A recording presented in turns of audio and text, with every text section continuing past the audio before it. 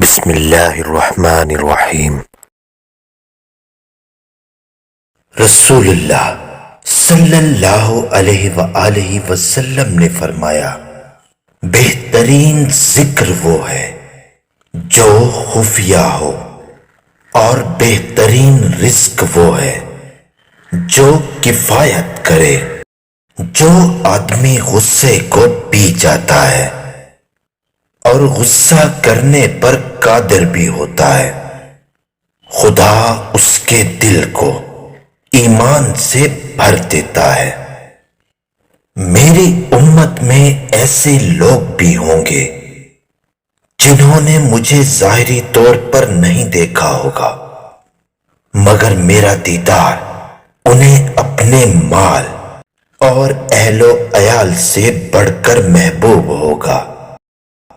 اگر جھک جانے یعنی عاجزی اختیار کرنے سے تمہاری عزت گھٹ جائے تو قیامت کے دن مجھ سے لے لینا۔ خرید و فروخت کے وقت سچائی سے کام لینے اور ہر بات کھول کر بیان کر دینے والوں کے لیے تجارت میں برکت ڈال دی جاتی ہے۔ سب سے افضل صدقہ پانی پلانا ہے۔ اوپر والا ہاتھ نیچے والے ہاتھ سے بہتر ہے۔ اوپر کا ہاتھ خرچ کرنے والے کا ہے اور نیچے کا ہاتھ مانگنے والے کا۔ اللہ تعالیٰ کو سب سے بڑھ کر وہ بندے محبوب ہیں جو لوگوں کے کام آنے والے ہیں۔ اللہ کو سب سے زیادہ پسندیدہ عمل کسی مسلمان کو خوشی فراہم کرنا یا اس کی کوئی تکلیف دور کرنا یا اس کی بھوک مٹانا ہے۔ جس نے اپنے مسلمان بھائی کی غیر موجودگی میں اس کی غیبت نہ ہونے دی تو اللہ تعالیٰ پر حق ہے کہ وہ اسے جہنم کی آگ سے آزاد کر دے۔ تم قیامت کے دن سب سے بدترین شخص اس کو پاؤ گے جو دوغلا ہے، ادھر لوگوں سے کچھ بات کرتا ہے اور ادھر لوگوں سے کچھ بات کرتا ہے۔ بے شک اللہ ناپسند کرتا ہے بد زبان اور بےہودہ کو انسان کو۔ دعا کے سوا کوئی چیز تقدیر کو نہیں ڈالتی اور نیکی کے سوا کوئی چیز عمر میں اضافہ نہیں کرتی۔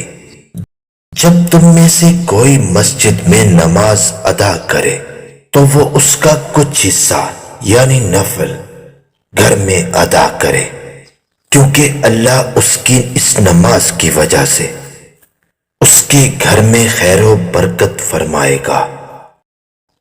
لوگوں پر ایک ایسا زمانہ آئے گا کہ آدمی اس بات کی پرواہ نہیں کرے گا کہ وہ حلال طریقے سے کما رہا ہے یا حرام طریقے سے۔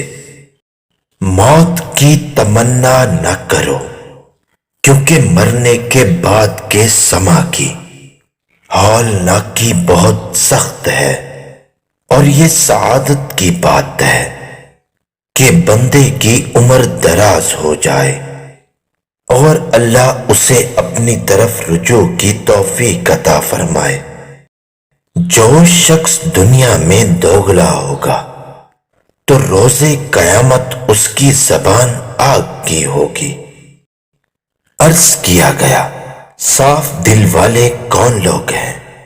تو حضور صلی اللہ علیہ وآلہ وسلم نے فرمایا، وہ متقی و پرہیزگار مسلمان جن کے دل میں ذرہ برابر نافرمانی اور بغض و حسد نہ ہو۔ عرض کی گئی، اس کے بعد فرمایا، جو دنیا سے نفرت کرے اور آخرت سے محبت۔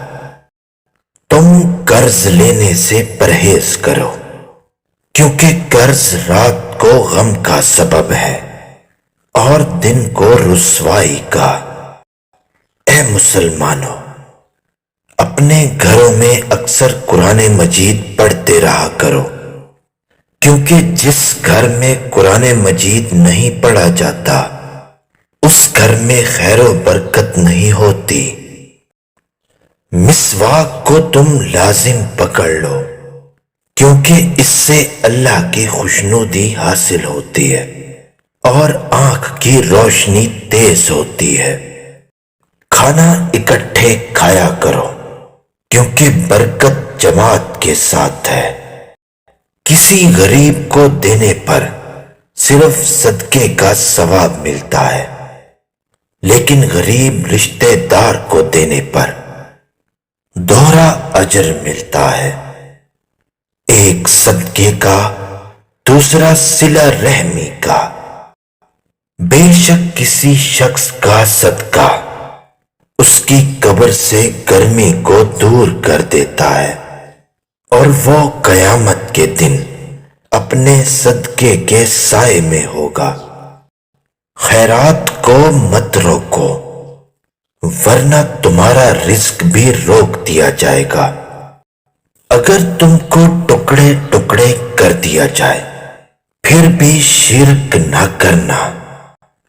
تم دنیا اور عورتوں کے فتنے سے بچو، کیونکہ بنی اسرائیل کا پہلا فتنہ عورتوں کی وجہ سے رونما ہوا۔ بہترین اخلاق یہ ہے جو تم سے تعلق توڑے تم اس سے جوڑو، جو تمہیں محروم کرے اسے عطا کرو، اور جو تم پر ظلم کرے اسے معاف کر دو۔ آسانیاں پیدا کرو، مشکلات نہیں۔ لوگوں میں اطمینان پیدا کرو اور نفرت نہ پھیلاؤ۔ آدمی کے گھٹیا ہونے کے لیے یہی کافی ہے کہ وہ اپنے مسلمان بھائی کو حقیر و کم تر سمجھے۔ جو اپنے والدین کو خوش کرتا ہے وہ اللہ کو خوش کرتا ہے، اور جو آدمی اپنے والدین کو ناراض کرتا ہے تو وہ اللہ کو ناراض کرتا ہے۔ خدا کی لعنت ہو اس شخص پر جو ماں اور اولاد میں جدائی ڈالتا ہے اور بہن بھائیوں میں تفرقہ پیدا کرتا ہے۔ میری امت کے لوگ جنت میں نماز روزوں کی کثرت سے نہیں بلکہ دلوں کی سلامتی، سخاوت اور مسلمانوں پر رحم کی بدولت داخل ہوں گے۔ اپنے دلوں کو زیادہ کھانے پینے سے ہلاک نہ کرو، جس طرح زیادہ پانی سے کھیتی تباہ ہو جاتی ہے، اسی طرح زیادہ کھانے پینے سے دل ہلاک ہو جاتا ہے۔ انسان کو دنیا میں ایمان اور عافیت سے بڑھ کر کوئی نعمت نہیں دی گئی، اس لیے اللہ سے ان دونوں چیزوں کے لیے دعا کرتے رہا کرو۔ یہ بات جان لو، یہ عورتیں اپنے شوہروں کے ہاتھوں خدا کی امانت ہے، اس لیے مرد حق نہیں رکھتا کہ انہیں کوئی ضرر یا نقصان پہنچائے اور ان کے حقوق کو پامال کرے۔ میں نے اللہ تعالیٰ سے دعا کی کہ یا اللہ میری امت کے لیے اس کے سویرے کے کاموں میں برکت عطا فرما۔ کیا میں تمہیں نہ بتا دوں کہ جہنم کس پر حرام ہے؟ اس شخص پر حرام ہے جو لوگوں کے ساتھ نرمی اور سہولت کا معاملہ کرے۔ کوئی شخص اپنی طاقت سے زیادہ مہمان کے لیے تکلف نہ کرے۔